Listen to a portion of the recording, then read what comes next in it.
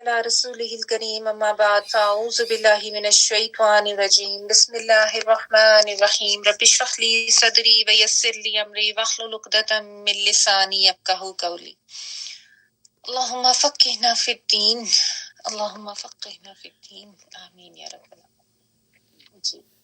आज हमने सूरत तौबा आयत नंबर 118 से ऑनवर्ड्स करना है और जो हमने लास्ट वीक आयात की थी उनका थोड़ा सा रिवाइज कर लेते हैं पहले, फिर आगे चलते हैं। जो हमने आयात लास्ट टाइम की थी 113 से ऑनवर्ड, उसमें हमने ये पढ़ा था कि अल्लाह सुब्हाना ताला ने मना कर दिया था नबी सल्लल्लाहु अलैहि वसल्लम को, ईमान वालों को, कि वो मुशरिकीन के लिए इस्तिगफार ना करे, ख्वाह वो उनके कराबतदार भी हों, बाद इसके कि उनके लिए ये चीज वाजे हो जाए कि वो जहन्नम वाले हैं। ठीक है ना, इस कंडीशन के साथ अल्लाह ताला ने बता दिया, यानी जिनके बारे में ये बात कंफर्म हो चुकी है कि उनकी मौत ही इसी तरह से शिर्क पर और अल्लाह ताला और उसके रसूल और उसके दीन के साथ दुश्मनी पर हुई है और ऐसे लोग जो हैं वो जहन्नमी है, तो उनके लिए जो है वो इस्तिगफार से मना कर दिया गया। और इसके साथ फिर जो हजरत इब्राहीम अलैहिस्सलाम ने जो अपने बाप से इस्तिगफार की दुआ की थी और उनसे ये वादा किया था कि मैं आपके लिए इस्तिगफार करता रहूंगा, उस वाक़े का भी जिक्र अल्लाह ताला ने कर दिया आयत नंबर 114 में और कहा कि ये जो उन्होंने इस्तिगफार की थी बाप के लिए, वो उस वादे के तहत थी जो उन्होंने की थी, लेकिन जब उनके ऊपर भी ये वाज़ेह हो गया कि उनका बाप जो है वो अल्लाह का दुश्मन है, तो उन्होंने इस बात से बरात कर ली और फिर उन्होंने उनके लिए दुआ नहीं की, क्योंकि अल्लाह ताला की तरफ से ज़ाहिर है इस चीज़ से उनको रोक दिया गया था। और फिर यहाँ पे हज़रत इब्राहीम अलैहिस्सलाम की दो सिफात का भी अल्लाह ताला ने जिक्र किया कि वो अव्वाहुन हलीम थे, बहुत दर्दमंद थे और बहुत ज़्यादा बुर्दबार थे, तहम्मुल वाले थे। और ये भी अल्लाह ताला ने बताया अपना कानून कि अल्लाह सुब्हाना ताला हदायत के जरिए पैदा करते हैं लोगों के लिए, हदायत के रास्ते वाजे करते हैं, अवामर और नवाही को वाजे करके कानून जो है वो बता देते हैं। अगर उसके बाद भी कोई अमल नहीं करता और वो गुनाह पर ही जाने या गुमराही पर ही जाने को तरजीह देता है, तो फिर अल्लाह ताला भी उसकी रहनुमाई नहीं करते और उसके लिए वही रास्ता आसान कर दिया जाता है। और अल्लाह ताला तो हर चीज का बखूबी इल्म रखने वाले हैं। ठीक है, और फिर अल्लाह सुब्हाना ताला की बादशाहत और उसके मालिक होने का बयान के आसमान और जमीन की बादशाहत अल्लाह ताला के लिए है, वही जिंदा करता है, वही मौत देता है और उसके सिवा ना कोई दोस्त है, उसके सिवा ना कोई मददगार। फिर अल्लाह सुब्हाना ताला ने ये भी बता दिया कि जो भी मामलात हुए इस ग़ज़वा तबूक में, तो अल्लाह सुब्हाना ताला ने अपनी मेहरबानी और अपने रहम और फजल का इजहार किया कि अल्लाह ताला मेहरबान हुआ अपने नबी पर भी, मुहाजिरीन पर भी, अंसार पर भी, जिन्होंने आप सल्लल्लाहु अलैहि वसल्लम की पैरवी की थी इस जैशुल उसरा में, इस तंगी के सफर में। और हालांकि उन ये ऐसे हालात थे कि ये हो सकता था कि उनके दिल जो है वो थोड़ा हट जाते, यानी वो थोड़ा तामुल करते, पीछे हो जाते, जबकि उनमें से एक ग्रोह के साथ ऐसा मामला हुआ भी था। यानी आपको पता है इसमें कुछ लोग ऐसे थे जो जिन्हें थोड़ा सा एतराज किया और लेकिन उसके बाद वो ठीक हो गए और साथ चल भी पड़े थे। तो बहरहाल ये जो थोड़ी बहुत कमी कोताही किसी से हुई थी और उसके बाद वो दोबारा से नबी सल्लल्लाहु अलैहि वसल्लम का साथ देने लग गए थे, तो अल्लाह सुब्हाना ताला ने कहा कि अल्लाह ताला ने सबके लिए मेहरबानी की, सबके लिए अल्लाह ताला ने उनकी जो तौबा या उनकी जो लग़्ज़िश थी उससे दरगुजर फरमाया। और आप सल्लल्लाहु अलैहि वसल्लम का यहाँ पे जिक्र इसलिए किया गया क्योंकि आप सल्लल्लाहु अलैहि वसल्लम ने जो मुनाफिकीन के बहाने कर रहे थे उनको आप सल्लल्लाहु अलैहि वसल्लम ने फौरी ही कबूल कर लिया और उनका जो एतराज था उसको भी मान लिया और उनको इजाजत दे दी पीछे रहने की। तो उसके बारे में हम शुरू में पहले पीछे पढ़ चुके हैं। अल्लाह सुब्हाना ताला ने कह दिया था कि अल्लाह ताला ने आपको माफ किया इसके बारे में, लेकिन आपने क्यों इजाजत दे दी उनको इस तरह से, इतनी आसानी से। और बहरहाल ये अल्लाह सुब्हाना ताला ने यहाँ पे आम मुहाजिरीन अंसार के बारे में बताया। इसके बाद फिर अब आगे जो हम पढ़े हैं ना आयत नंबर 118, इसमें 3 खास लोगों का जिक्र है। यहाँ पे मैं इसको पढ़ती हूँ आयत नंबर 118। وعلى الثلاثة الذين خلفوا حتى إذا ضاقت عليهم الأرض بما رحبت وضاقت عليهم أنفسهم وظنوا أن لا ملجأ من الله إلا إليه ثم تاب عليهم ليتوبوا إن الله هو التواب الرحيم. اور ان تینوں پر بھی اس نے رحمت کے ساتھ توجہ فرمائی جو پیچھے رکھے گئے تھے، یہاں تک کہ جب زمین ان پر تنگ ہو گئی باوجود اپنی وسعت کے، اور ان پر ان کی جانیں تنگ ہو گئی، انہوں نے یقین کر لیا تھا کہ اللہ تعالیٰ سے خود اللہ کے سوا کوئی جائے پناہ نہیں، پھر اللہ تعالیٰ نے بھی ان پر مہربانی کے ساتھ توجہ فرمائی تاکہ وہ توبہ کریں، یقیناً اللہ تعالیٰ بہت توبہ قبول کرنے والا ہے، نہایت رحم کرنے والا ہے۔ لفظی ترجمہ دیکھ لیں، وَعَلَا اور اوپر، الثَّلَاثَةِ تین کے ثلاثہ جو ہے وہ تین کے لیے آتا ہے، الذین وہ لوگ، خلفو جو خلف جو ہے خا لام اور فا یہ پیچھے کے معنوں میں ہوتا ہے نا، اختلاف کا ورڈ بھی ہوتا ہے اسی سے، خلاف کا ورڈ بھی، تو خلفو کا لفظی ترجمہ بنے گا جو پیچھے چھوڑ دیے گئے، جو اس کا لفظی ترجمہ ہے۔ اس کا مفہوم یہ بنتا ہے کہ جن کا معاملہ جو ہے وہ التوا میں ڈال دیا گیا تھا، یعنی جن کے معاملے کو تھوڑی دیر کے لیے روک دیا گیا تھا یا اس سے جو ہے وہ انتظار میں ان کو رکھا گیا تھا، جیسے ہم کہتے ہیں جن کا معاملہ ملتوی کر دیا گیا تھا وہ، حتیٰ یہاں تک کہ اذا جب، دوقت کا مطلب ہے تنگ ہوگی، روٹ ورڈ اس کا ہے داد یا اور قاف، دعیق ان کا ورڈ آپ نے سنا ہوگا اور دعاؤں میں بھی آتا ہے، اور تے جو ہے وہ مونس کے لیے آ رہی ہے، تو دوقت تنگ ہوگی، کیا تنگ ہوگئی، علیہم اوپر ان کے، الارض زمین، یعنی ان کے اوپر زمین تنگ ہو گئی تھی، بما بوجہ اس کے، رحبت وہ کھلی تھی یعنی وہ وسیع تھی، رحبہ جو ہے نا را حا اور با، اس کا مطلب ہوتا ہے وسعت ہونا، کشادگی ہونا، کھلا ہونا، اور تے جو ہے وہ ونس اگین چونکہ زمین کی بات ہو رہی ہے نا تو وہ مونس آ رہی ہے، باوجود اس کے کہ وہ کشادہ تھی، یعنی زمین تو کشادہ تھی لیکن ان کے اوپر تنگ ہو گئی تھی اپنی کشادگی کے باوجود، وضاقت اور تنگ ہو گئے، علیہم تنگ ہو گئی، علیہم ان پر، انفسہم جانیں ان کی، یا تنگ ہو گئے ان پر نفس ان کے، یعنی اپنی جانوں پر بھی ان کے تنگی ہو گئی تھی، وظنوا اور انہوں نے یقین کر لیا تھا، جان لیا تھا، ظن کہتے ہیں نا گمان کرنا، یقین کرنا، زوئے نون نون، اور انہوں نے جان لیا یا ان کو اچھی طرح سے پتہ چل گیا، ان یہ کہ لا نہیں، ملجأ کوئی جائے پناہ، ٹھیک ہے، یعنی کوئی آپ کہہ لیں کہ جہاں پہ جا کے انسان جو ہے وہ تھوڑا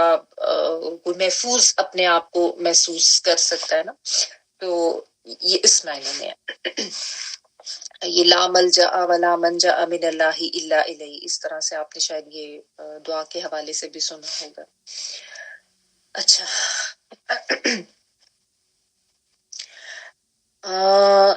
ایک منٹ، من اللہ اللہ سے، الا مگر، الیہ اس کی طرف، اور یہ جو ملجا ہے نا یہ لام جیم حمزہ، یعنی اگر آپ میم کو ہٹا دیں روٹ پر یہی ہے اس کا، ٹھیک ہے، من اللہ اللہ سے، الا مگر، الیہ اسی کی طرف، ہی کی ضمیر اللہ سبحانہ کی تعالیٰ کی طرف جا رہی ہے، یعنی اللہ کے سوا کوئی اور جائے پناہ نہیں تھی، صرف اللہ ہی کی ذات تھی، الا الیہ یعنی اللہ ہی کی ذات ہے جہاں پہ پناہ مل سکتی ہے، یہ ان کو سمجھ آ گئی تھی، ثم پھر، تابا وہ مہربان ہوا، یہ میں نے آپ کو پہلے بھی بتایا کہ یہ جو تابا یتوبو جو ہے نا یہ ورڈ جب اللہ سبحانہ تعالیٰ کے حوالے سے یہ بات آتی ہے تو اس کا مطلب یہ ہوتا ہے کہ اللہ تعالیٰ مہربانی سے پلٹے، مہربانی سے اللہ نے توجہ کی یا لوٹے اپنے بندے کی طرف، علیہم ان پر، ٹھیک ہے، انسانوں کے لیے جب آتا ہے تو ہم معافی کے معنوں میں کہتے ہیں، لیکن جب اللہ سبحانہ تعالیٰ کے لیے آتا ہے تو کیونکہ یہ لوٹنا پلٹنا اس معنوں میں ہوتا ہے نا، تو انسان جب کرتا ہے توبہ تو اس کا مطلب ہوتا ہے کہ وہ اللہ کی طرف ندامت سے لوٹا، اس نے استغفار کی، اور جب اللہ سبحانہ تعالیٰ کے لیے آتا ہے تو یہ اس معنوں میں ہوتا ہے کہ اللہ تعالیٰ نے رحمت سے توجہ کی، رحمت سے لوٹے اپنے بندوں کی طرف، علیہم ان پر، لی یتوبو تاکہ وہ توبہ کرے، وہی یا جو ہے وہ کے معنوں میں، لیتوبو ان کی توبہ کے لیے، لام لی جو ہے وہ لیے کے معنوں میں، اور تا واو باہی روٹ ورڈ ہے۔ ان اللہ بے شک اللہ تعالیٰ ہوا وہی التواب الرحیم بہت زیادہ توبہ قبول کرنے والا ہے۔ تواب جو ہے نا شد کے ساتھ آ گیا، تو یہ مبالغے کا صیغہ ہو گیا کہ بہت زیادہ توبہ قبول کرنے والے ہیں، اور رحیم فعیل ان کے وزن پر پھر مبالغے کا صیغہ بہت زیادہ رحم کرنے والے ہیں۔ اچھا، اب یہ جو آیت ہے نا، اس میں ان 3 لوگوں کا ذکر ہے جن کا معاملہ تھوڑا ملتوی کر دیا گیا تھا، التوا میں ڈال دیا گیا تھا، جن کے بارے میں آپ نے آیت نمبر 106 میں پڑھا تھا۔ اور یہ 3 صحابی تھے، میں نے آپ کو وہاں پہ ان کے نام بھی بتائے تھے۔ تو حضرت کعب بن مالک تھے، ایک حضرت مرارہ بن ربی تھے، پھر حضرت حلال بن امیہ تھے۔ یہ لاسٹ 2 جو ہیں یہ تو بدری صحابی ہیں، اور پہلے والے بھی جو ہیں وہ بھی بہت مطلب بدر میں تو نہیں تھے، لیکن ویسے بھی باقی غزوات میں شامل ہوتے رہے۔ تینوں ہی صحابہ کرام جو ہیں بہت جید صحابہ، بہت کوئی ایسے نہیں کہہ سکتے کہ ان کی کوئی نیتوں پہ شک کیا جا سکتا ہے، بہت اسلام کے لیے اخلاص رکھنے والے صحابہ تھے، سچے مومن تھے، ٹھیک ہے، اور بار بار اپنے اخلاص اور کا ثبوت دے چکے تھے، قربانیاں کر چکے تھے یہ دین کے لیے، اور دین کے لیے بہت خدمات بھی تھیں ان کی۔ لیکن بس یہ ہوا کہ جب یہ تبوک کا معاملہ آیا نا، تو اس پر ان کا آپ کہہ لیں کہ کچھ اپنے بس سستی آ گئی، کوئی بشری تقاضے اپنے، جس کی وجہ سے یہ تھوڑا سا جو ہے نا پیچھے رہ گئے اور نہیں یہ ساتھ گئے، حالانکہ ان کے پاس کوئی شرعی عذر اس طرح سے نہیں تھا، ٹھیک ہے۔ تو ان کے بارے میں ہم نے بس اتنا ہی پڑھا تھا کہ جب نبی صلی اللہ علیہ وآلہ وسلم اور باقی صحابہ کرام واپس آئے اور ان کو یہ پتا چلا کہ بڑی سخت آیات اب تو منافقین کے حوالے سے آ رہی ہیں، تو یہ آپ صلی اللہ علیہ وآلہ وسلم کی خدمت میں حاضر ہوئے۔ انہوں نے کوئی بہانہ نہیں کیا، کوئی وہ نہیں کیا کہ اپنے آپ کو ستونوں سے باندھ لیں، جس طرح آپ نے پہلے کچھ اور لوگوں کے بارے میں پڑھا تھا، 6 لوگ تھے، اور انہوں نے آ کے بس سیدھا سیدھا اقرار کیا۔ تو نبی صلی اللہ علیہ وآلہ وسلم نے ان کو کہا تھا کہ ٹھیک ہے، یہ انتظار کرتے ہیں کہ اللہ کیا جائے گا، ہم لوگ انتظار کریں گے کہ اللہ سبحانہ تعالیٰ تمہارے لیے جو ہے نا وہ کوئی فیصلہ اس کے بارے میں جو ہے وہ نازل فرمائے۔ تو اس میں پھر یہ ہوا کہ نبی صلی اللہ علیہ وآلہ وسلم کی طرف سے بس یہ حکم ہو گیا تمام صحابہ کرام کو کہ ان سے جو ہے نا ایک مقاطعہ کر دیا جائے، یعنی ان سے کوئی بات چیت نہیں کرے گا، اور یہی ہوتا تھا کہ کوئی ان سے بات چیت نہیں کرتا تھا۔ تو ان کا جو معاملہ التوا میں ڈالا گیا تھا، اب ان کے بارے میں جو فیصلہ آیا ہے وہ یہاں پہ بتایا جا رہا ہے، اور اس کا یہ جو ان کا جو واقعہ ہے یہ سارا، اس میں جو یہ حضرت کعب بن مالک ہے نا، انہوں نے اپنا واقعہ خود بہت تفصیل کے ساتھ بیان کیا ہے، جو کہ حدیث کی کتابوں میں ہے، صحیح بخاری صحیح مسلم میں بھی۔ تو میں انہی کی زبانی جو واقعہ ہے نا وہ میں آپ کو پڑھ کے سنا دیتی ہوں کہ کس طریقے سے ایکچوئل سچویشن کیا ہو گئی تھی، ان کی اپنی فیلنگز احساسات کیا ہو گئے تھے، اور پھر وہ میں آپ کو ذرا پڑھ کے بتا دیتی ہوں، ٹھیک ہے۔ اچھا، یہ واقعہ انہوں نے اپنے بڑھاپے کے زمانے میں بتایا تھا، حضرت کعب بن مالک رضی اللہ تعالیٰ عنہ نے، جب کہ وہ نابینا بھی ہو چکے تھے، اور انہوں نے اپنے صاحبزادے حضرت عبداللہ سے، جو کہ ان کا ہاتھ پکڑ کر انہیں چلاتے تھے، یہ قصہ خود بیان کیا کہ غزوہ تبوک کی تیاری کے زمانے میں نبی صلی اللہ علیہ وآلہ وسلم جب کبھی مسلمانوں سے شرکت جنگ کی اپیل کرتے تھے، کیونکہ ظاہر ہے وہ اپیل تو کچھ کافی دن پہلے کر دی گئی تھی نا، اور تیاریاں ہو رہی تھیں، تو کہتے کہ میں اپنے دل میں ارادہ کر لیتا تھا کہ میں چلنے کی تیاری کروں گا، لیکن پھر واپس آ کر سستی کر جاتا تھا اور کہتا تھا کہ ابھی کیا ہے، جب چلنے کا وقت آئے گا تو تیار ہوتے کیا دیر لگتی ہے۔ اسی طرح بات ٹلتی رہی، یہاں تک کہ لشکر کی روانگی کا وقت آ گیا اور میں تیار ہی نہ تھا، ٹھیک ہے، ڈیلے کرتے رہے نا کہ اچھا بھی کر لوں گا، اچھا بھی کر لوں گا، سستی آتی رہی، ادھر ادھر کے دنیاوی معاملات میں رہے۔ میں نے دل میں کہا کہ لشکر کو چلنے دو، خیر ہے، میں 1-2 دن بعد راستے ہی میں ان سے جا کے مل لوں گا۔ انہوں نے کہا کہ چلو اب تو پتہ چل گیا کہ اب تو لشکر چلنے لگا ہے، میری تو تیاری کوئی نہیں ہے۔ تو انہوں نے کہا کوئی نہیں، کیونکہ آپ کو پتا ہے کوئی وہ فلائٹ ٹیک آف تو نہیں ہوتی تھی نا، ان کے اوپر گھوڑوں پہ لوگ جاتے ہیں، تو انہوں نے کہا کوئی نہیں، لشکر چل پڑے، میں 1-2 دن میں جا کے ان سے مل لوں گا۔ اب دیکھیں ہوتا ایسے ہی ہے نا، شیطان جو ہے وہ ساتھ ساتھ ورغلاتا رہتا ہے اور نیکی کے کاموں میں سستی دلواتا رہتا ہے انسان کو۔ کچھ ایسا ہی معاملہ ان کے ساتھ ہو رہا تھا، نیت ہے تھی جانے کی، جانا چاہ رہے تھے، لیکن بس پیچھے رہ گئے۔ تو پھر وہی سستی مانے ہوئی یہاں تک کہ وقت نکل گیا. اب اس زمانے میں جب میں مدینے میں رہا، یعنی اب لشکر تو آگے جا چکا تھا، تو کہتے ہیں کہ میرا دل یہ دیکھ دیکھ کر پھر بہت کڑتا تھا کہ میں پیچھے جن لوگوں کے ساتھ رہ گیا ہوں وہ یا تو منافق ہے یا پھر وہ ضعیف اور مجبور لوگ ہیں جن کو اللہ نے معذور کر رکھا تھا. یعنی ہم نے پڑھا تھا نا کچھ لوگ ایسے تھے جن کی شرعی معذوری تھی، عذر تھا، نہیں جا سکے تھے، تو ان کو اب یہ ہوتا تھا کہ یا تو منافقین ہے جو بغیر شرعی عذر کے رکے ہیں، تو یا پھر وہی ہے جن کا کوئی شرعی عذر ہے. تو اب ان کو یہ دیکھتے کہ دل ان کا کڑتا تھا. بہرحال جب نبی صلی اللہ علیہ وسلم تبوک سے واپس تشریف لائے تو حسب معمول آپ نے پہلے مسجد آ کر 2 رکعت نماز پڑھی. پھر یہ نبی صلی اللہ علیہ وسلم جب غزوات سے سفر سے واپس آتے تھے نا تو آپ کا معمول تھا. پھر لوگوں سے ملاقات کے لیے بیٹھے. اس مجلس میں منافقین نے آ کر اپنے عذر دیے اور لمبی چوڑی قسموں کے ساتھ اپنے عذر پیش کرنے شروع کر دیے. 80 سے زیادہ آدمی تھے یہ لوگ. نبی صلی اللہ علیہ وسلم نے ان میں سے ایک ایک کی بناوٹی باتیں سنی، ان کے ظاہری عذر جو تھے ان کو قبول کر لیا، ان کے باطن کو اللہ پر چھوڑ کر فرما دیا اللہ تمہیں معاف کرے. پھر جب میری باری آئی میں نے آگے بڑھ کر سلام عرض کیا. آپ میری طرف دیکھ کر مسکرائے اور فرمایا کہ آپ آؤ، تمہیں کس چیز نے روکا تھا؟ تو میں نے عرض کیا کہ اللہ کی قسم اگر میں دنیا میں سے کسی کے سامنے حاضر ہوا ہوتا تو ضرور کوئی نہ کوئی بات بنا کر اس کو راضی کرنے کی کوشش کرتا. باتیں بنانی تو ظاہر ہے مجھے بھی آتی تھی، لیکن آپ کے متعلق تو میں یہ یقین رکھتا ہوں کہ اگر اس وقت کوئی جھوٹا عذر پیش کر کے میں نے آپ کو راضی کر بھی لیا تو اللہ تعالیٰ آپ کو ضرور حق بات بتا دے گا اور آپ مجھ سے ناراض ہو جائیں گے. اگر میں سچ کہوں تو چاہے آپ ناراض ہی کیوں نہ ہو، مجھے یہ امید تو ہے کہ اللہ میرے لیے معافی کی کوئی صورت ضرور پیدا فرما دے گا. واقعہ یہ ہے کہ میرے پاس کوئی عذر نہیں ہے جسے پیش کر سکوں. میں جانے پر پوری طرح قادر تھا. اس پر آپ صلی اللہ علیہ وسلم نے فرمایا یہ وہ شخص ہے جس نے سچی بات کہی. اچھا اٹھو اور جا کر انتظار کرو یہاں تک کہ اللہ تعالیٰ تمہارے معاملے میں کوئی فیصلہ کر دے.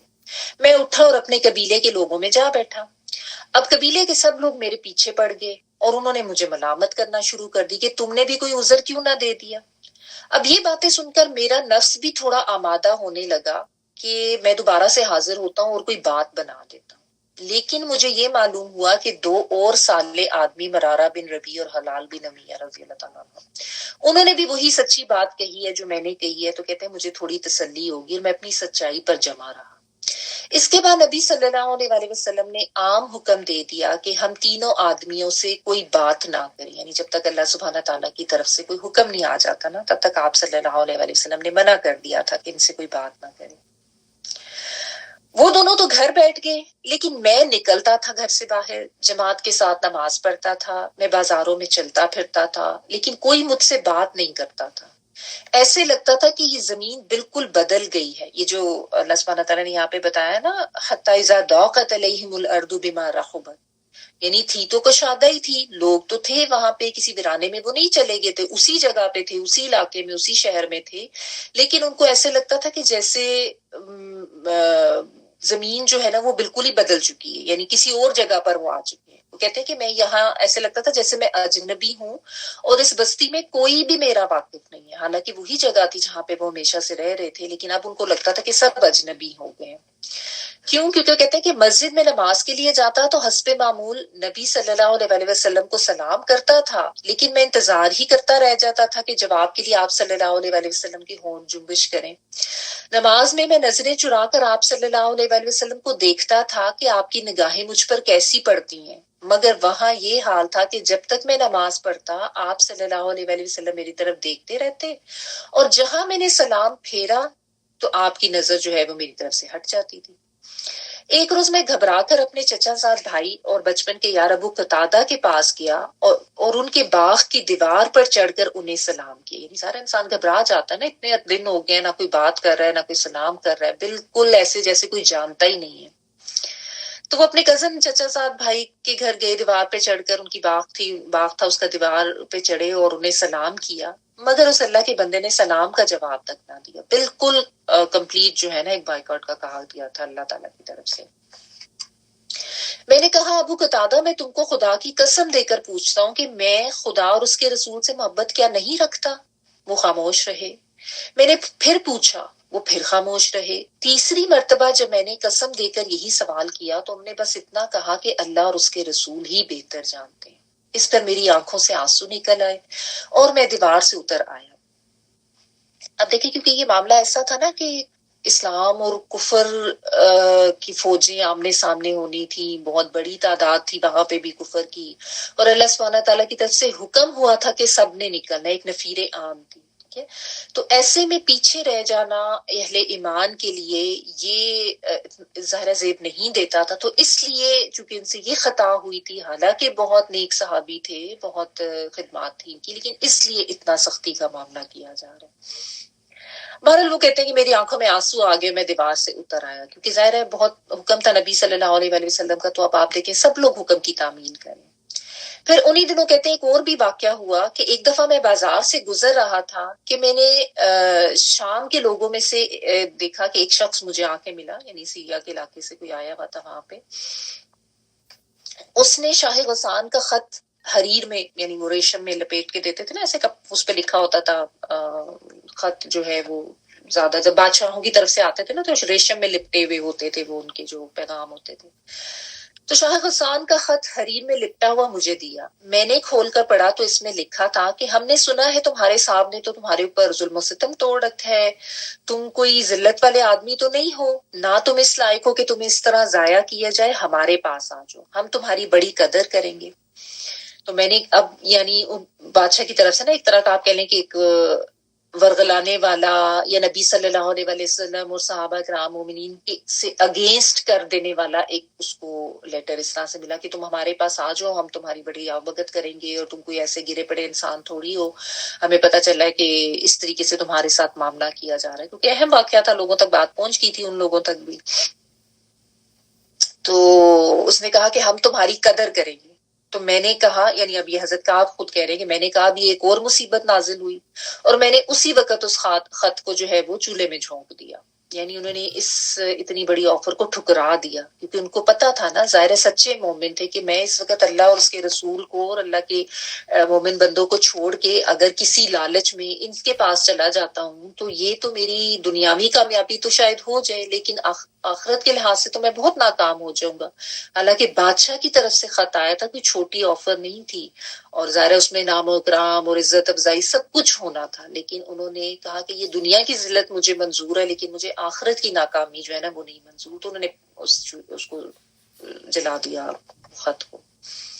پھر 40 دن اس حالت پر گزر چکے تھے کہ نبی صلی اللہ علیہ وآلہ وسلم کا آدمی حکم لے کر آیا کہ اپنی بیوی سے بھی علیحدہ ہو جاؤ. یعنی اب یہ مزید حکم آیا. میں نے پوچھا کہ کیا طلاق دے دوں؟ 40 دن ہو چکے تو اس کے بعد اب کہ مزید حکم آیا. تو میں نے پوچھا طلاق دے دوں بیوی کو؟ تو اس نے کہا کہ نہیں، بس صرف الگ رہو، یعنی آپس کا تعلق نہیں ہونا چاہیے. چنانچہ میں نے اپنی بیوی سے کہا کہ تم اپنے میکے چلی جاؤ اور انتظار کرو یہاں تک کہ اللہ تعالیٰ اس معاملے کا فیصلہ کر دے. اب بیوی جو ہے وہ میکے چلی گئی. پھر اور 10 دن گزر گئے ہیں. 50ویں دن صبح کی نماز کے بعد میں اپنے مکان کی چھت پر بیٹھا ہوا تھا اور اپنی جان سے بیزار ہو رہا تھا. یعنی ظاہر اب ایک بیزاری سے بھی ان کو ہونے لگی تھی کہ کیا ہو گیا، انسان ہے نا، ظاہر انسان اس طرح اب کٹ آف ہو کے سب سے تو نہیں رہ سکتا. کہ یکا کسی شخص نے پکار کر کہا مبارک ہو کعب بن مالک. میں یہ سنتے ہی سجدے میں گر گیا اور میں نے جان لیا کہ میری معافی کا حکم ہو گیا. سبحان اللہ. پھر تو فوج در فوج لوگ بھاگے چلے آ رہے تھے اور ہر ایک دوسرے سے پہلے پہنچ کر مجھ کو مبارکباد دے رہا تھا کہ تیری توبہ قبول ہوگی. یعنی اس دوران یہ اپنی توبہ کرتے رہے، تو اللہ تعالیٰ سے معافیاں بھی مانگتے رہے، مدد بھی مانگتے رہے، اور پھر اللہ تعالیٰ کی طرف سے ان کی توبہ قبول ہوگی. میں اٹھا اور سیدھا مسجد نبوی کی طرف چلا. دیکھا کہ نبی صلی اللہ علیہ وآلہ وسلم کا چہرہ خوشی سے دمک رہا ہے. میں نے سلام کیا تو فرمایا تمہیں مبارک ہو، یہ دن تمہاری زندگی کا سب سے بہترین دن ہے. میں نے پوچھا کہ یہ معافی آپ صلی اللہ علیہ وآلہ وسلم کی طرف سے ہے یا اللہ سبحانہ تعالیٰ کی طرف سے؟ تو فرمایا گیا کہ اللہ کی طرف سے ہے. اور پھر انہوں نے مجھے یہ والی آیت سنائی ہے جو بھی میں نے آپ کو پڑھ کے سنائی ہے نا، یہ والی. میں نے عرض کیا یا رسول اللہ صلی اللہ علیہ وسلم کہ کیا میری توبہ میں یہ بھی شامل ہے کہ میں اپنا سارا مال اللہ کی راہ میں صدقہ کر دوں؟ تو آپ صلی اللہ علیہ وآلہ وسلم نے فرمایا کہ نہیں، کچھ رہنے دو، یہی تمہارے لیے بہتر ہے. یعنی آپ صلی اللہ علیہ وسلم نے پورا مال صدقہ کرنے کی ضرورت نہیں کہ اس کے بعد خود ہی انسان جو ہے وہ محتاج ہو کے بیٹھ جائے. میں نے اس ارشاد کے مطابق اپنا خیبر کا حصہ رکھ لیا، باقی سب صدقہ کر دیا. تو یہ ہم پہلے بھی پڑھ چکے ہیں نا کہ توبہ کے لیے یہ بھی ضروری ہے کہ ساتھ انسان صدقہ بھی کرے. ٹھیک ہے، تو توبہ کی تقویت کے لیے اور زیادہ بہترین طریقہ ہے یہ توبہ کا. پھر میں نے اللہ سبحانہ تعالیٰ سے عہد کیا کہ جس سچ اور راست بازی کے صلے میں اللہ سبحانہ تعالیٰ نے مجھے معافی دی ہے اس پر اب میں قائم رہوں گا. تو مام عمر، چنانچہ آج تک میں نے کوئی بات جان بوجھ کر خلاف واقعہ نہیں کہی، اور اللہ سبحانہ تعالیٰ سے امید رکھتا ہوں کہ آئندہ بھی مجھے اس سے بچائے، کیونکہ اللہ تعالیٰ نے ان کے سچ بولنے پر ان کی معافی کی نا. تو اللہ سبحانہ تعالیٰ سے پھر انہوں نے ایک عہد بھی کر لیا کہ میں آگے بھی ہمیشہ سچ ہی بولوں گا. تو اس واقعے سے جو ہے نا سچ کی بھی اہمیت پتہ چلتی ہے. تو اب آپ دیکھیں کہ بہت سے آپ کہہ لیں کہ ایک واقعے سے ہمیں اسباق مل جاتے ہیں. سب سے پہلی بات تو یہی ہے کہ دیکھیں، کفر اور اسلام کی جب طاقتیں آپس میں ہیں اور ان کی کشمکش کا معاملہ ہے نا، تو وہ بہت نازک معاملہ ہوتا ہے. تو ایسے میں کسی لحاظ سے بھی پیچھے رہ جانا جو ہوتا ہے، یہ چاہے اس میں نیت بھی ایسی نہیں تھی لیکن وہ بھی انسان کی ایسی بڑی کوتاہی شمار ہو سکتی ہے. ٹھیک ہے نا. تو اس لحاظ سے بہت کانشیس رہنا چاہیے کہ کسی لحاظ سے بھی جو ہے وہ کفر کا ساتھ دینے والا انسان نہ بن جائے. اور یہ بھی کہ اپنے جو فرائض ہیں نا ان کی ادائیگی میں انسان کو ایسے سستی یا تساہل نہیں کرنی چاہیے. ٹھیک ہے، کہ وہ بھی انسان کے لیے ظاہر ہے قصور اور گناہ کا ہی باعث بن جاتی ہے اور پکڑ ہوتی ہے اس میں. پھر آپ اس میں اگر آپ دیکھیں نا کہ سارا معاشرہ جو ہے اس کی اگر آپ دیکھیں کہ کتنی ایک جو اس کی روح سامنے آتی ہے کہ نبی صلی اللہ علیہ وسلم نے آ کے اپنی قیادت اور اپنی تربیت میں کیسا زبردست ایک معاشرہ وہاں پہ تشکیل دیا تھا کہ ایک طرف منافقین بھی آئے ہیں، انہوں نے آ کے جھوٹے بہانے کیے، ان کی غداریاں سب کو پتا تھی، ان کے ظاہری عذر سن لیے گئے اور ان کو چھوڑ دیا گیا، کیونکہ ان کا معاملہ جو تھا وہ تو چھوڑ دیا گیا نا کہ ان کو تو دنیا چاہیے، تو ان میں بس آخرت میں کا معاملہ اللہ پہ چھوڑ دیا گیا، کیونکہ وہ تو ظاہر ہے ان کے ساتھ تو کوئی امید ہی نہیں تھی نا کہ وہ کوئی اخلاص رکھائیں گے، وہ تو اندر سے کافر تھے. لیکن دوسری طرف یہ ایک سچے خالص مومنین کا معاملہ تھا جو جانثار بھی تھے، جو قربانیاں دینے والے بھی تھے اور پہلے ہمیشہ بہت خدمات بھی کرتے رہے تھے دین کے لحاظ سے، لیکن ان کے ساتھ اس طرح کا سختی کا معاملہ کیا گیا. لیکن وہ صرف اس وجہ سے تھا کہ اللہ سبحانہ تعالیٰ کی طرف سے مطلب یہ استغفار کریں، توبہ کریں اور پھر اللہ تعالیٰ کی طرف سے ان کے اوپر مہربانی ہو. یعنی آپ دیکھیں نبی صلی اللہ علیہ وسلم نے ایک حکم دیا اور پورے جو نبی صلی اللہ علیہ وسلم کے ساتھ جو جماعت صحابہ کرام کی انہوں نے بھی کس طریقے سے اس چیز کو نافذ کیا کہ ہر ایک نے اس حکم کی تعمیل کی. ہر کوئی چاہ نہیں تھا رہا ایسا کرنا ان کے ساتھ، دل میں سب کو تکلیف ہوتی تھی، کیونکہ یہ جو پتہ چلتا نا کہ سب بھاگے آئے تھے ان کو مبارک دینے کے لیے کہ اللہ نے تمہاری توبہ قبول کر لی ہے. تو یہ پتہ چلتا ہے کہ آپ صلی اللہ علیہ وسلم کے احکامات کی تعمیل کرنا بھی آپ صحابہ کرام کے لیے کتنا ضروری تھا کہ نہ چاہتے ہوئے بھی کر رہے تھے. ٹھیک ہے نا. اور پھر اس میں جو ہے ایک نبی صلی اللہ علیہ وسلم کی محبت اور شفقت بھی نظر آتی ہے. ٹھیک ہے نا. اور پھر جو آگے جن کے ساتھ یہ معاملہ ہو رہا ہے ان کی بھی آپ دیکھیں کہ کیسی حکم کی تعمیل کرنا اور کیسی ان کی ایک یہ صفت سامنے آتی ہے کہ وہ کتنی عاجزی سے اور کتنے صبر سے بس وہ جھکے ہوئے تھے اللہ سبحانہ تعالیٰ کے حکم کے لیے، بےتاب تھے کہ اللہ تعالیٰ کی طرف سے جو ہے ہمارے لیے کوئی اچھا معاملہ ہو جائے، اور اس چیز کو بھگت رہے تھے. ٹھیک ہے. تو یہ اس میں آپ دیکھیں. اور پھر اس میں یہ بھی ظاہر ہے جو ان کا جو ایک اخلاص نظر آتا ہے کہ بیچ میں ایک وہ بادشاہ کی طرف سے اتنی بڑی آفر بھی کی گئی ہے لیکن دین کے لیے سچے تھے نا، خالص تھے، کہیں اور نہیں گئے، کسی اور طرف انہوں نے دھیان نہیں دیا. حالانکہ ایسے ٹائم پہ کوئی بھی ہوتا تو کہتا ہے کہ چھوڑو اس علاقے کو اور میں جاتا ہوں، مجھے تو بادشاہ کی طرف سے اتنی بڑی آفر آئی ہے. لیکن ان کا ایسا اخلاص تھا دین کے لیے کہ انہوں نے اپنے اوپر یہ مصیبت لینا جو ہے وہ گوارا کی، لیکن یہ نہیں گوارا کیا کہ میں اللہ کو یا اللہ کے دین کو چھوڑ جاؤں یا اللہ کے رسول کو چھوڑ جاؤں صلی اللہ علیہ وسلم. تو ایسا زبردست نمونہ ملتا ہے نا اس معاشرے کا، اور یہی وہ معاشرہ ہے جو اللہ سبحانہ تعالیٰ اور قرآن مجید کہ جو اللہ تعالیٰ کے جو احکامات ہمیں ملتے ہیں، یا آپ یہ کہہ لیں کہ قرآن کے ذریعے ہمیں جو معاشرہ قائم کرنے کی پتہ چلتی ہے اہمیت، وہ یہی معاشرہ ہے جس میں اس طریقے سے اللہ اور اس کے رسول کی بتائی ہوئی حدود کی پابندی کی جانی چاہیے. ٹھیک ہے نا. تو اس میں پھر اللہ کی رحمت اور شفقت بھی نظر آتی ہے نا، کہ جب کوئی بندہ اخلاص کے ساتھ توبہ کرتا ہے تو اللہ تعالیٰ اس کو قبول کرتے ہیں. ٹھیک ہے نا. حالانکہ 50 دن تھے، بڑی سخت سزا ایک طرح کی ہو گئی تھی، سب طرف سے بائیک آؤٹ ہو گیا تھا، لیکن اللہ سبحانہ تعالیٰ کی طرف سے پھر معافی ملی. ٹھیک ہے نا. تو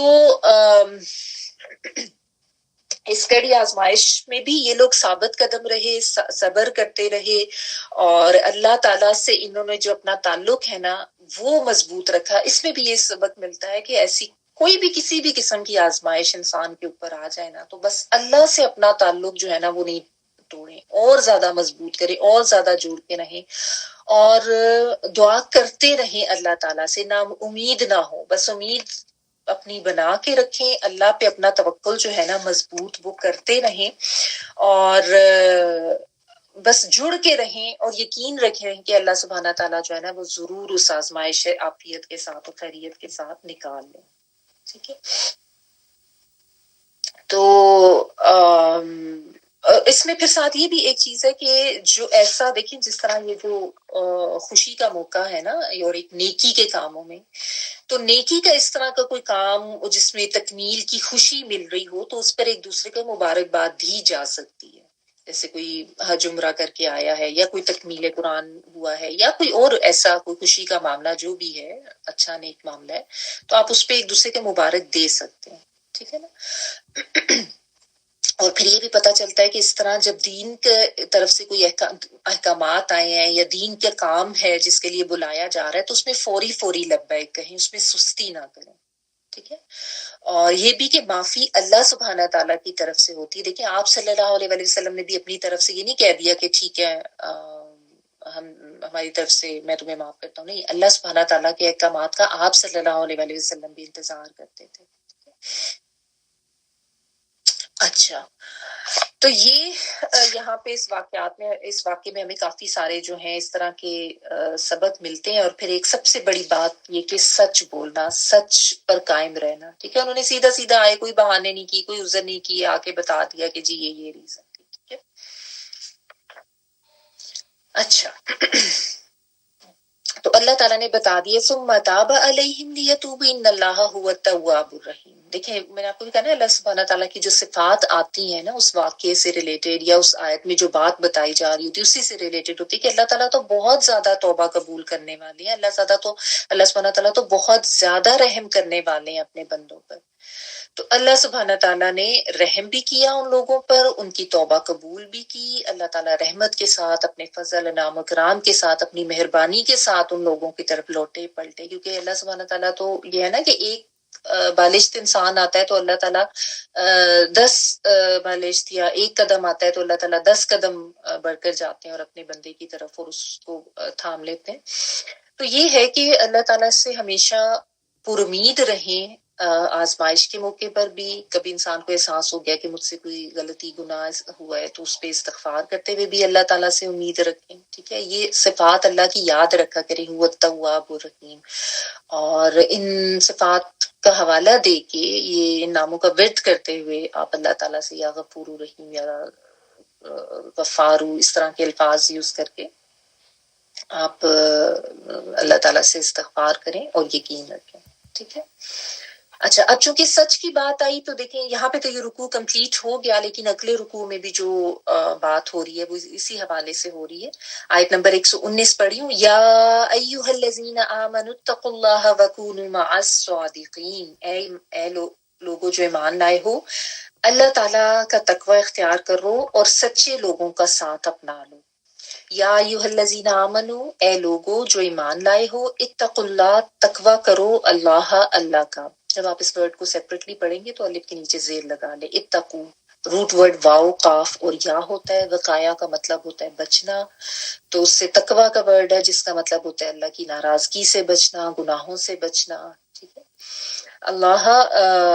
اللہ سے ڈرو، اللہ کا تقوی اختیار کرو. وَكُونُوا کانا یکونو ہو جاؤ. مع ساتھ الصادقین، صادق کی جمع یعنی سچے لوگوں کے ساتھ ہو جاؤ، سچ اپنا لو۔ تو یہاں پہ جو ہے نا ایمان، ایک جو سب سے اہم بات اس آیت نمبر 119 میں بتائی جا رہی ہے نا، وہ یہ کہی جا رہی ہے کہ سچ والوں کے ساتھ ہو جاؤ۔ یعنی ایک تو ایمان والوں کو اللہ کا تقوی اختیار کرنے کا کہا جا رہا ہے،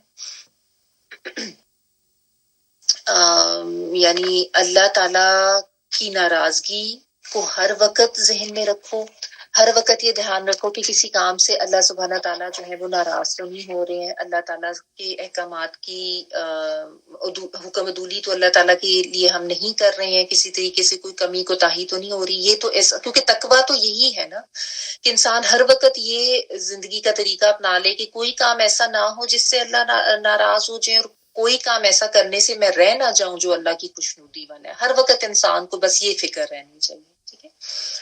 تو فرمایا کہ اللہ کا تقوی اختیار کرو اور صادقین کا ساتھ اپناؤ، یعنی سچے لوگوں کے ساتھ ہو جاؤ، خود بھی سچے بن جاؤ اور میت جو ہے وہ بھی سچے اور خالص لوگوں کی اپناؤ، کیونکہ یہ جو صدق اور سچائی ہے نا، یہ جنت کے حصول کا باعث ہے۔ تو اللہ سبحانہ تعالیٰ نے کہا سچ کو اختیار کرو، سچ جو ہے وہ نیکی کا راستہ دکھاتا ہے۔ یہ نبی صلی اللہ علیہ وسلم کی ایک حدیث بھی ہے کہ سچ کو اپناؤ، بے شک سچ نیکی کی راہ دکھاتا ہے، اور آدمی سچ بولتا رہتا ہے یہاں تک کہ اسے اللہ کے ہاں سچا لکھ دیا جاتا ہے، جبکہ جھوٹ جو ہے اس سے دور رہو، کیونکہ جھوٹ برائی کا راستہ دکھاتا ہے۔ انسان جھوٹ بولتا رہتا ہے یہاں تک کہ اللہ کے ہاں بھی اس کو جھوٹا لکھ دیا جاتا ہے۔ تو مومن جو ہے نا وہ ہمیشہ سچا ہوتا ہے، وہ جھوٹ بولنے والا نہیں ہوتا، ٹھیک ہے۔ جبکہ منافق جو ہے وہ بہانے دیتے ہیں، جھوٹ بولتے ہیں، عذر تراشتے ہیں، ٹھیک ہے نا۔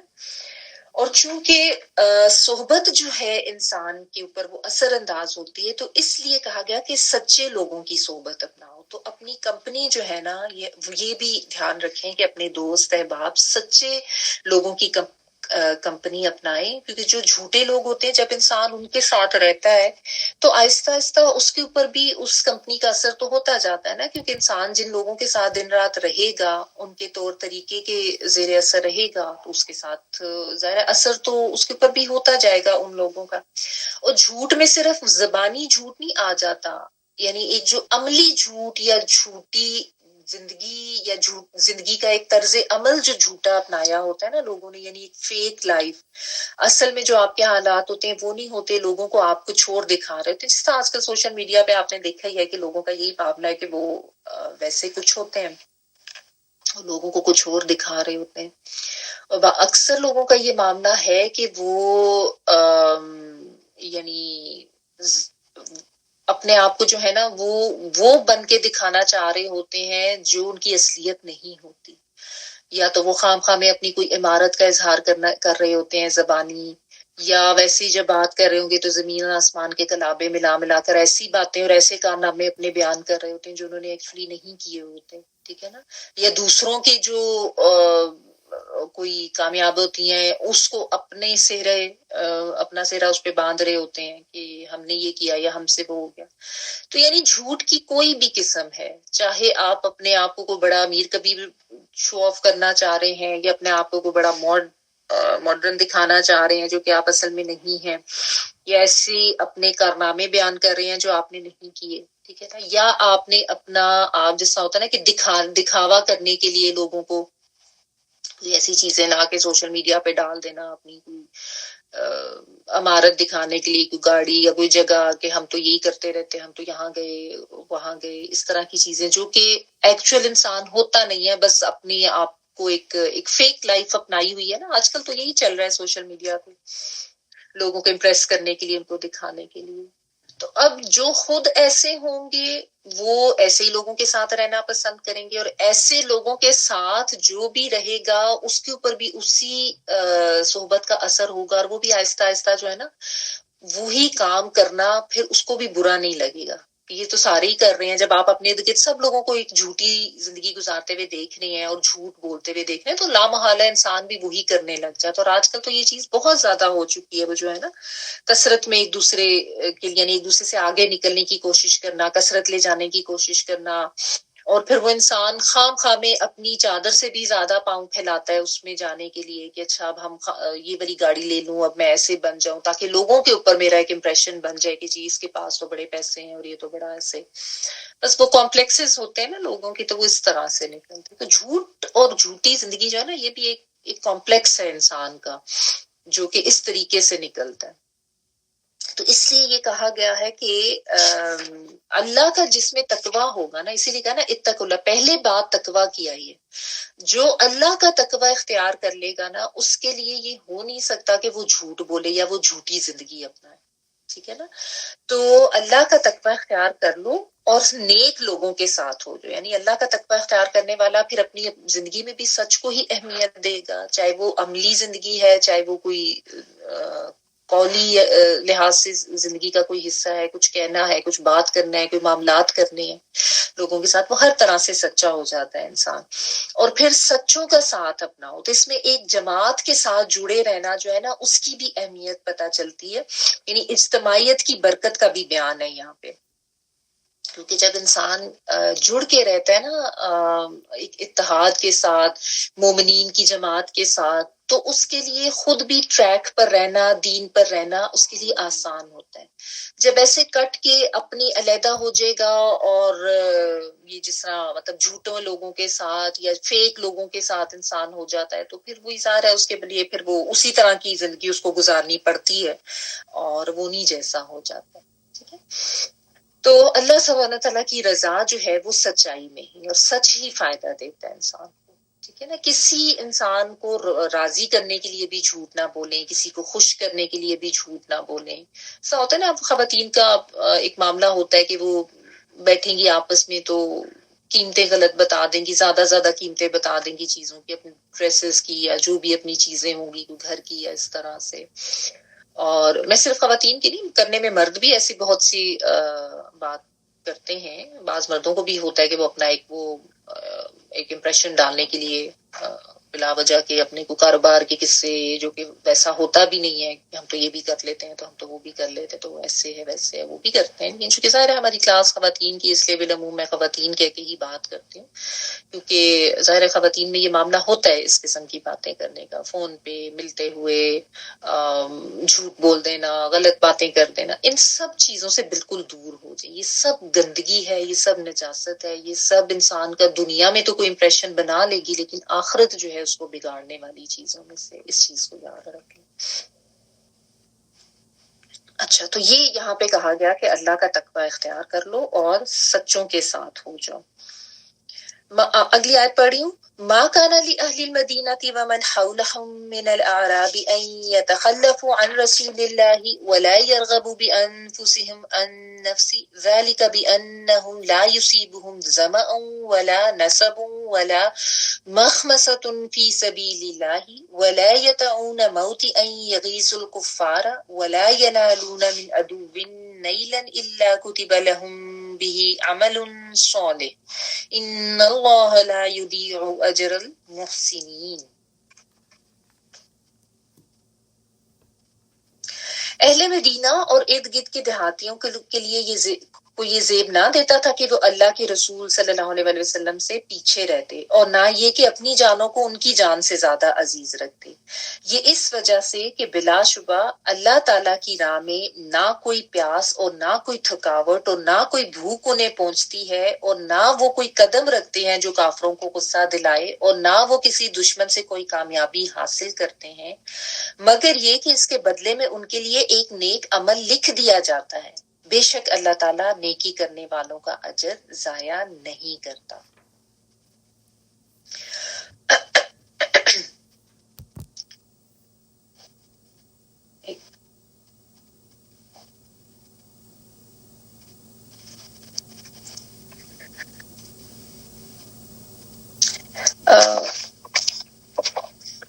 ماں کانا نہیں ہے، کیا نہیں ہے، اس سے مراد یہ کہ جیسے وہ کہتے ہیں نا کہ جائز نہیں ہے یا زیب نہیں دیتا، یہ اس معنی میں ہے. نہیں جائز ہے لی اہل المدینہ مدینتی مدینہ والوں کے لیے، لام ذلی لیے کے معنوں میں، اور اہل رہنے والے، اہل المدینتی مدینہ والوں کے لیے، ومن حولہم اور جو ان کے آس پاس تھے. حول جو ہے ہا واو لام، یہ ارد گرد کے لیے آتا ہے، جیسا ماحول کا ورڈ ہم یوز کرتے ہیں جو ہمارے ارد گرد ہوتا ہے. تو حولہم جو ان کے ارد گرد یعنی ان کے آس پاس کے رہنے والے، جو بدوی عرابی لوگ تھے نا. من العرابی، عراب میں سے، میں نے آپ کو اس دن بھی بتایا تھا کہ جو جیسے دیہاتی لوگ بدوی عرابی ان کو کہتے تھے، مدینہ کے باہر کے شہر کے باہر کے لوگ. من العرابی، عراب میں سے، ان یہ کہ یتخلفو وہ پیچھے رہ جائیں، یا آتائن والا وہ کے معنوں میں، اور خا لام فا جو ہے میں نے آپ کو بتایا خلف پیچھے کے معنوں میں ہے، اور یتخلفو کہ وہ پیچھے رہ جائیں. ٹھیک ہے. تا جو اس میں باب کی آئی ہے، ان رسول اللہ اللہ کے رسول سے، یعنی نبی صلی اللہ علیہ وسلم کے ساتھ جانے سے وہ پیچھے رہ جائیں. یہ زیب نہیں دیتا تھا نہ تو مدینہ والوں کو اور نہ مدینہ کے باہر رہنے والوں جو بدوی قبائل تھے ان کو بھی. ولا اور نہ یرغبو وہ رغبہ کا مطلب ہوتا ہے چاہنا، محبت کرنا، رغبت رکھنا. ٹھیک ہے نا. ویسے تو اس کا مطلب اس طرح سے ہے کہ وہ نہیں، ان کو چاہیے تھا کہ وہ اپنی جانوں کو ان کی محبت رکھتے، بھی انفسہم اپنی جانوں سے، ان نفسی ہی سے مراد نبی صلی اللہ علیہ وسلم ہے، اپنی جانوں کی وہ زیادہ محبت رکھتے نبی صلی اللہ علیہ وسلم کی جان کی نسبت. ہے نا.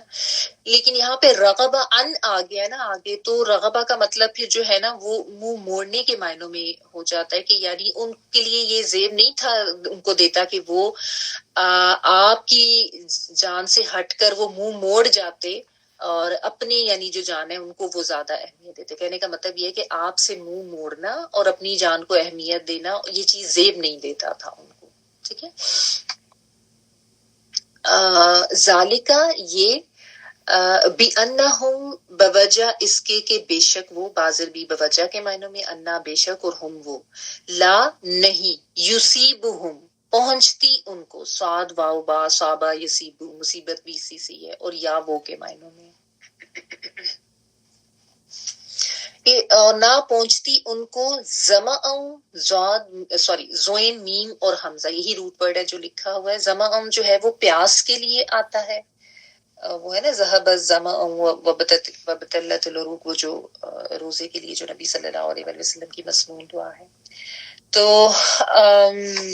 پیاس، ظمأ و لا اور نہ، نصب جو ہے وہ تھکاوٹ کے معنوں میں، اور نہ تھکاوٹ، ولا نصب ہوتا ہے نا ایسے جیسے کوئی چیز گاڑ دینا، تو جب انسان تھک جاتا ہے تو جیسے بیٹھ جاتا ہے نا. ٹھیک ہے. ولا اور نہ مخمصۃ بھوک، خا میم اور صاد، مخمصہ جو ہے یہ بھوک کے لیے آتا ہے، اور نہ بھوک یعنی پیاس، تھکاوٹ اور بھوک، تین چیزوں کا یہاں پہ ذکر کیا گیا. فی سبیل اللہ، اللہ کے راستے میں. اور کیا چیز، ولا یطعون موطئا اور نہیں وہ قدم رکھتے، کوئی قدم رکھنا. یتعونا کا جو روٹ ورڈ ہے نا، موتین کا بھی یتعونا، اس کا روٹ ورڈ ہے واو تا اور حمزہ. ٹھیک ہے. اور اس کا مطلب ہوتا ہے اپنے پاؤں کے ذریعے کسی چیز کو روندنا یا کسی چیز کو پامال کرنا. ٹھیک ہے. تو ولا یتعونا نہیں وہ قدم رکھتے، یا وہ کے معنوں میں، اور واو تا حمزہ روٹ ورڈ ہے، نہیں وہ قدم رکھتے، موتین جو ہے یہ کسی جگہ پہ کوئی قدم. ٹھیک ہے. یغیزو جو کہ غیظ و غضب دلائے، غصہ دلائے، غین یا زا، کس کو، الکفارا کفار کو. ولا اور نہ ینالونا انہوں نے لیا، نالا ینولو جو ہے نا نیلن، یہ نون یا لام، اس کا مطلب ہوتا ہے کوئی چیز جس کو انسان ایسے اپنے ہاتھ سے پکڑ لے یا لے کسی چیز کو لے لے. وہ آپ نے پڑھا تھا نا، لن تنالوا البر حتی تنفقوا، یعنی انسان نیکی کو پکڑ ہی نہیں سکتا، پا ہی نہیں سکتا جب تک کہ وہ چیز نہ خرچ کرے جو اس کو خود پسند ہے. تو یہ وہی ورڈ ہے نون یا لام.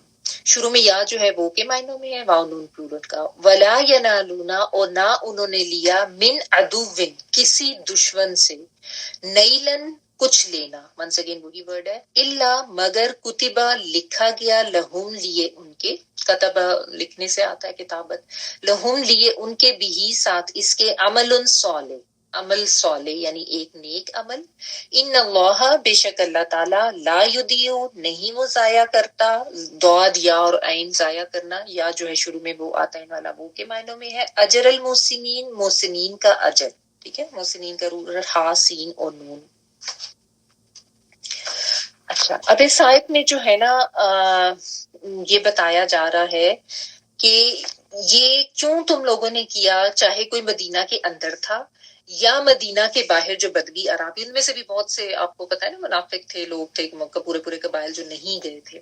تو اللہ سبحانہ تعالیٰ یہاں پہ ان کی سرزنش کر رہے ہیں کہ چونکہ غزوہ تبوک میں نکلنے کے لیے ایک عام منادی کی گئی تھی، سب کو کہا گیا تھا نکلنے کا، فرض عین قرار دیا تھا، کیونکہ عام حالات میں جہاد جو ہے وہ فرض عین نہیں ہوتا، فرض کفایہ ہوتا ہے. فرض کفایہ یعنی جس کو کچھ لوگ بھی ادا کر دیں تو وہ ہو جاتا ہے. آپ صلی اللہ علیہ وسلم زندگی میں یہ واحد غزوہ تھا جس میں سب کے لیے نکلنا جو ہے وہ لازم قرار دیا گیا تھا، یعنی جس کو فرض عین قرار دیا گیا تھا.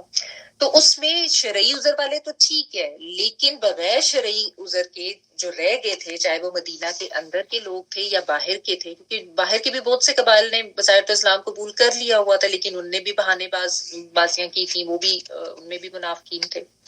تو ان کو سرزنش کی جا رہی ہے کہ تمہیں ضرور ساتھ شامل ہونا چاہیے تھا. یہ تمہیں زیب بھی نہیں دیتا کہ اللہ کے رسول صلی اللہ علیہ وسلم کی جان سے تم اپنی جان کو زیادہ اہم سمجھو.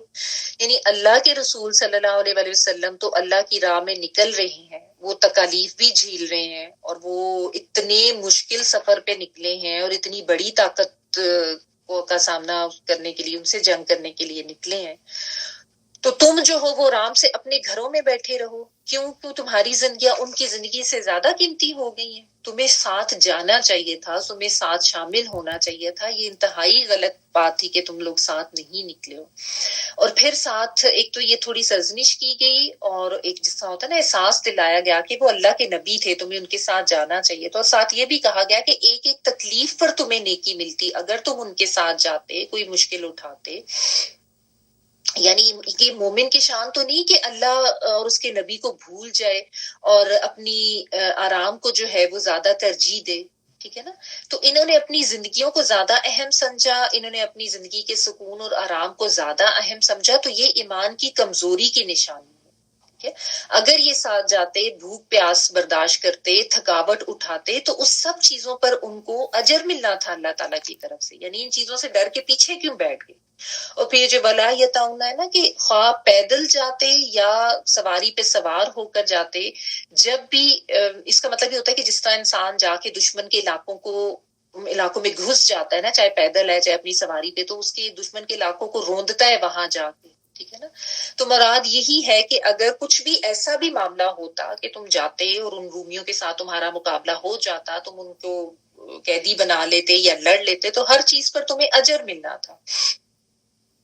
تو کوئی بھی ایسا کام تم اللہ کی راہ میں کرتے تو وہ تمہارے لیے عمل صالح کے طور پر ہی لکھا جانا تھا، ٹھیک ہے. تو یعنی تمہیں اپنی جانوں سے زیادہ نبی صلی اللہ علیہ وسلم کی جان کو اہمیت دی جانی تھی. جس طرح وہ ایک نبی صلی اللہ علیہ وسلم کی حدیث ہے نا، جو پہلے بھی ہم نے ایک دو دفعہ پڑھی ہے، کہ آپ صلی اللہ علیہ وسلم نے فرمایا تھا کہ تم میں سے اس وقت تک کوئی کامل مومن ہو ہی نہیں سکتا جب تک کہ میں اس کو اس کے گھر بار اور سب چیزوں سے اور اس کی جان سے بھی زیادہ بڑھ کے عزیز نہ ہو جاؤں. تو یہ یہاں پہ بتایا گیا کہ ایون اگر کوئی غیر اختیاری فعل بھی تم اس طریقے سے اللہ کی راہ میں اٹھاتے نا، بھوک پیاس تھکاوٹ یا دشمن کا حملہ یا دشمن کے ساتھ لڑائی. اب ظاہر ہے یہ بھوک پیاس تو غیر اختیاری اضطراری فعل ہے نا، یا تھکاوٹ ہو جانا یا دشمن کا حملہ ہو جانا، تو اس پر بھی تمہیں اجر ملنا تھا، ٹھیک ہے.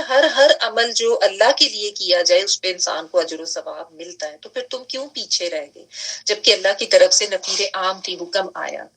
تو اگر تم ایسا احسان کا رویہ اپناتے تو اللہ تعالیٰ تو محسنین کے اجر ضائع نہیں کرتے، ٹھیک ہے. ایک صحابی جو ہے ان کے بارے میں یہ بھی آتا ہے کہ وہ اس طرح جب یہ لشکر چلا گیا نا، تو وہ اپنے باغ میں آئے اور بیوی جو تھی اس نے ان کو وہاں پہ جیسا ہوتا ہے وہ بیٹھنے کے لیے کپڑا بچھا کے دیا درخت کے سائے میں، تازہ کھجوریں لا کے دی، پانی لا کر دیا.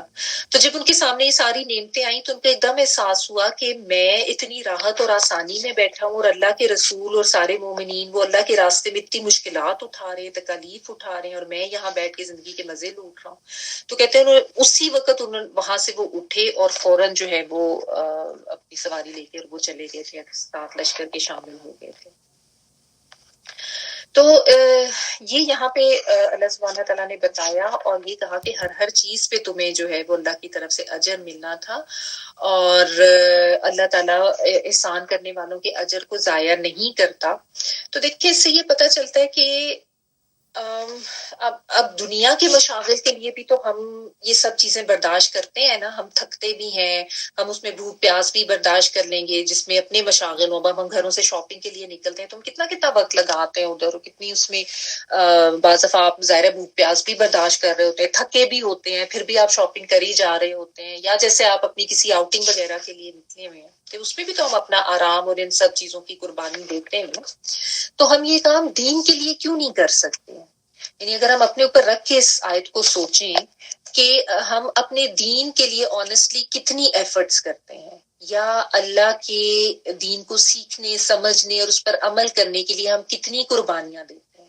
دنیا کے لیے تو ہم بہت کرتے ہیں، لیکن جب دین کے لیے بات آتی ہے تو ہمیں تھوڑا سا وقت نکالنا بھی مشکل لگ رہا ہوتا ہے، اور ہم ہائے وائے یا اس کے لیے جو ہے ہم توجیحات یا دلائل دینا شروع کر دیتے کہ میں اس لیے یہ نہیں کر سکتا.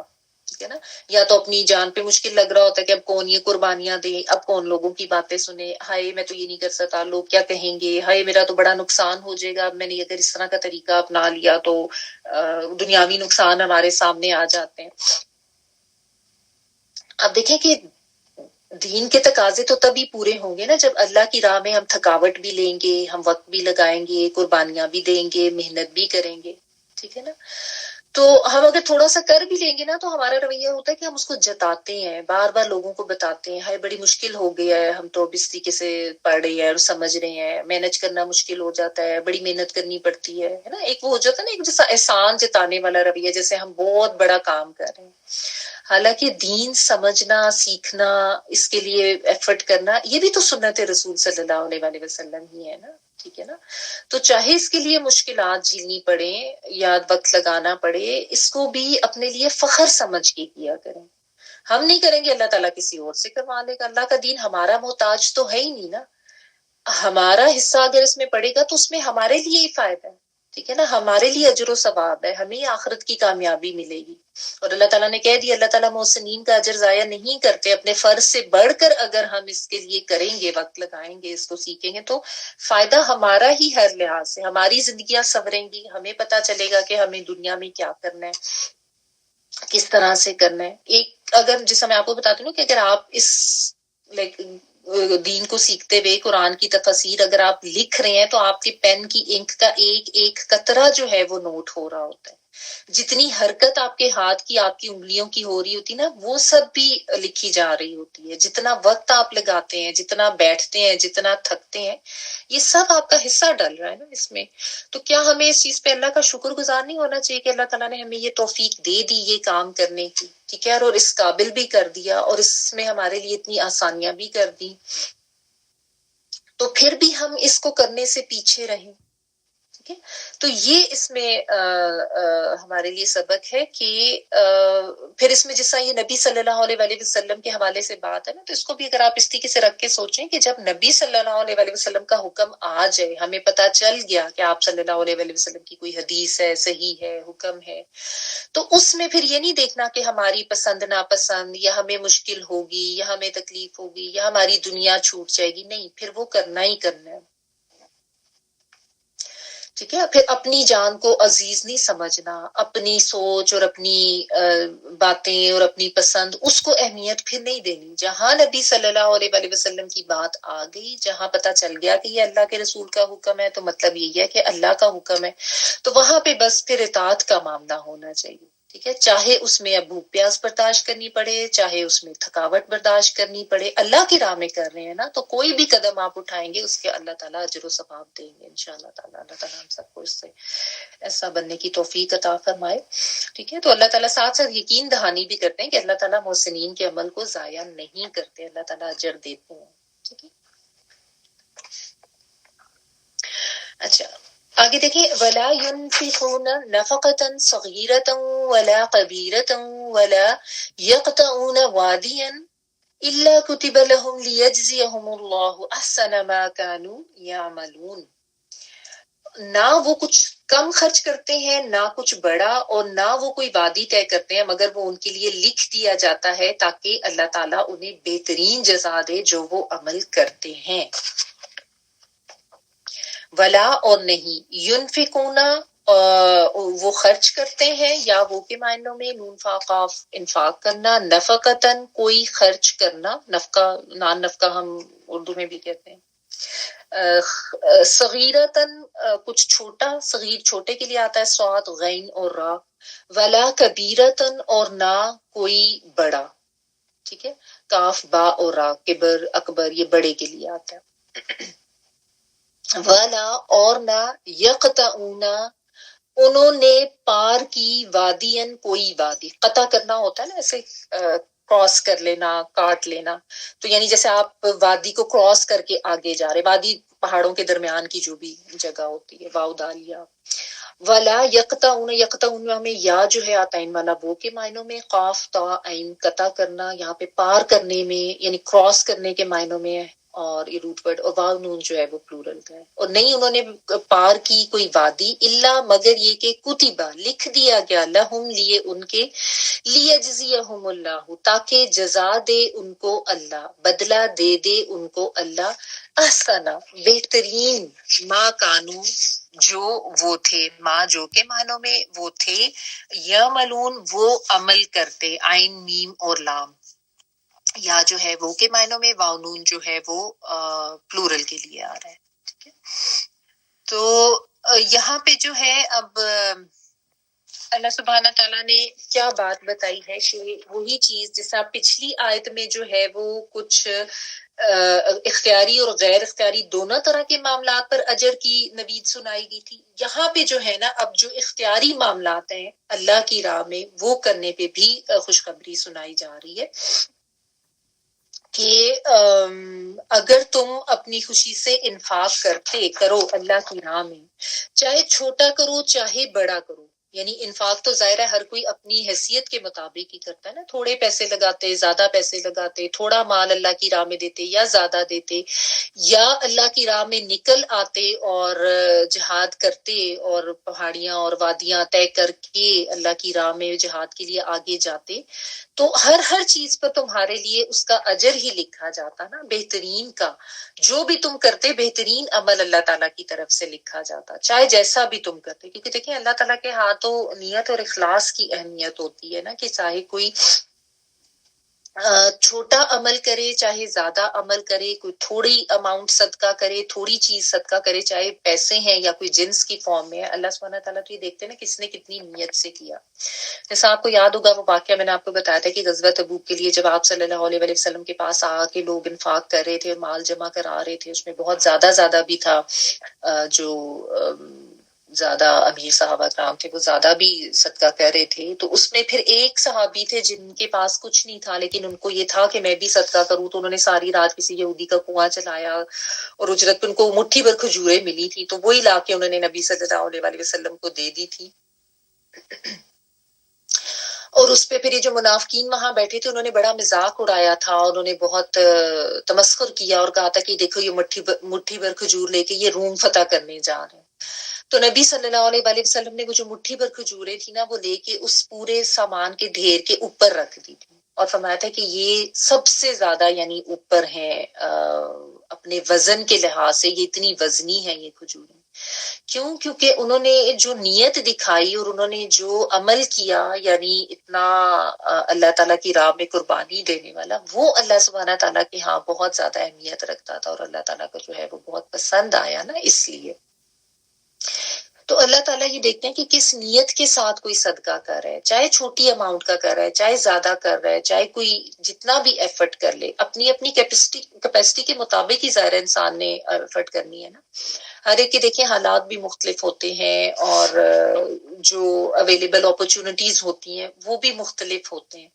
تو ہر کوئی ہے وہ اپنی کیپیسٹی اور اپنے حالات کے تحت ہی ظاہر اللہ کی راہ میں نکلتا ہے نا. لیکن جتنا بھی کوئی کرے، جتنی خالص نیت سے وہ کرے گا، تھوڑا کرے گا، زیادہ کرے گا، اللہ تعالیٰ کی طرف سے اس کا اجر تو لکھ دیا جاتا ہے.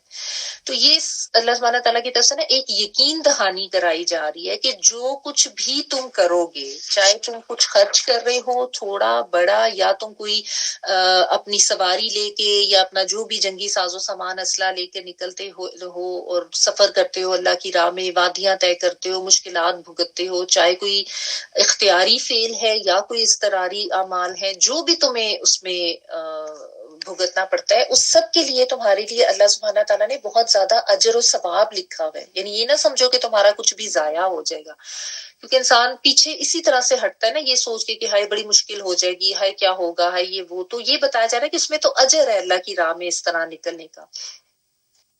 یہ جو ہے یہاں پہ ایک خوشخبری بھی دی گئی اور یقین دہانی بھی اللہ سبحانہ تعالیٰ کی طرف سے جو ہے نا وہ کروائی گئی.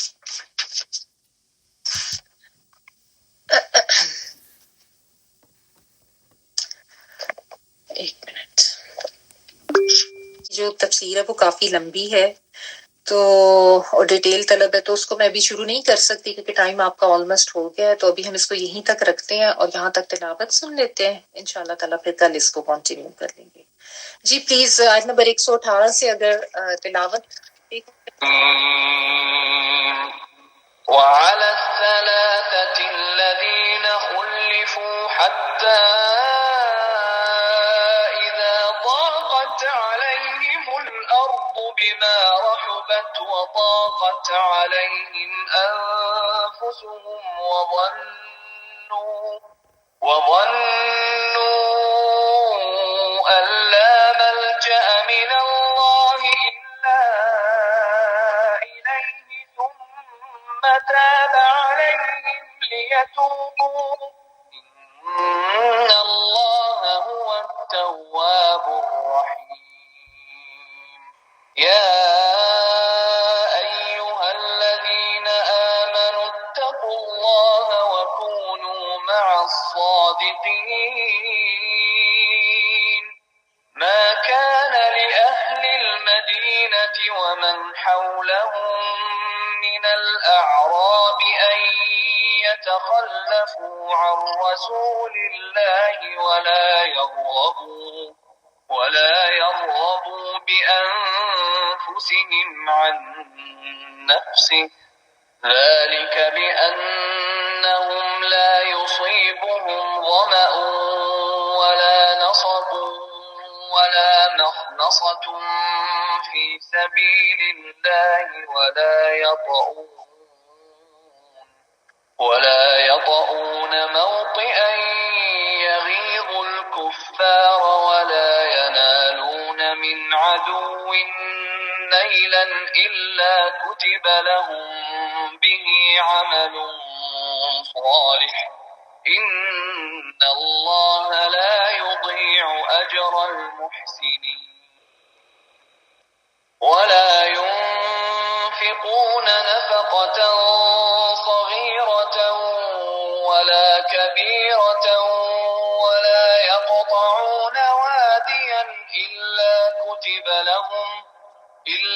كتب لهم ليجزيهم الله أحسن ما كانوا يعملون.